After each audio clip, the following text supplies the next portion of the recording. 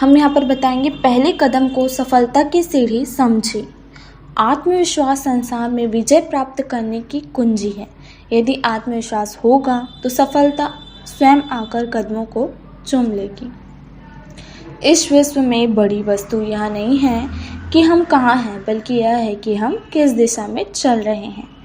जो अपने लिए नियम नहीं बनाता उसे दूसरों के बनाए नियमों पर चलना पड़ता है। हम जितना अधिक काम करते हैं उतना ही और अधिक काम हम कर सकते हैं। जीवन एक लंबी दौड़ ना होकर रिले रेस की तरह एक के बाद दूसरी छोटी दौड़ों का समूह है।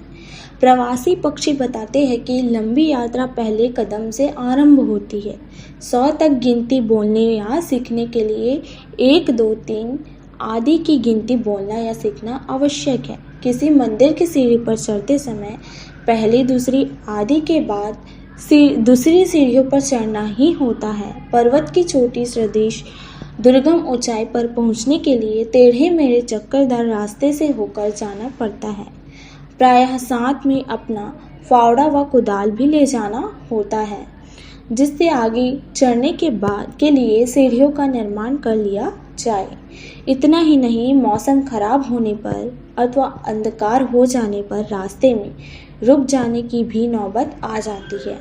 अत्यधिक विपरीत परिस्थितियों का सामना हो जाने पर आत्मरक्षा की दृष्टि से नीचे की ओर सुरक्षित स्थान को भी वापस आ जाना पड़ता है, परंतु इसका यह अर्थ नहीं होता कि मार्ग की कठिनाइयों से हार मान ली गई है अथवा चढ़ने का इरादा छोड़ दिया गया है। पर्वतारोही वीर यदि ऐसा करते तो एवरेस्ट विजय किस प्रकार संभव होती।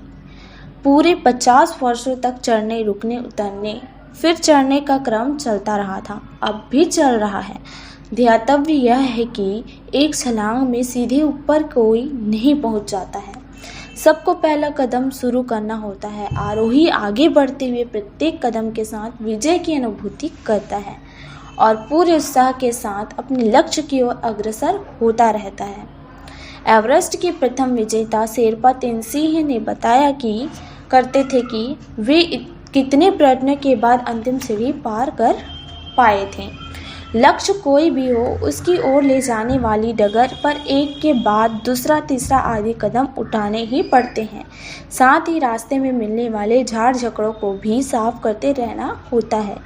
साथ ही रास्ते में मिलने वाले जो हुए व्याल सदृश लहरें तथा घने जंगल में वनराज की हृदय कपा देने वाली दहाड़े जिसके कलेजे को नहीं कपा सकती है, वही उस पार जाकर वीर कहलाता है।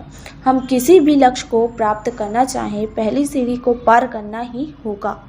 बड़े से बड़े विद्वान ने प्राइमरी कक्षाओं में ओलम एवं 12 खड़ी पढ़ी थी। आगे और भी है। हम इस वीडियो को यहीं कंप्लीट करते हैं। पसंद आए तो लाइक, सब्सक्राइब, शेयर जरूर करें। Thanks for watching.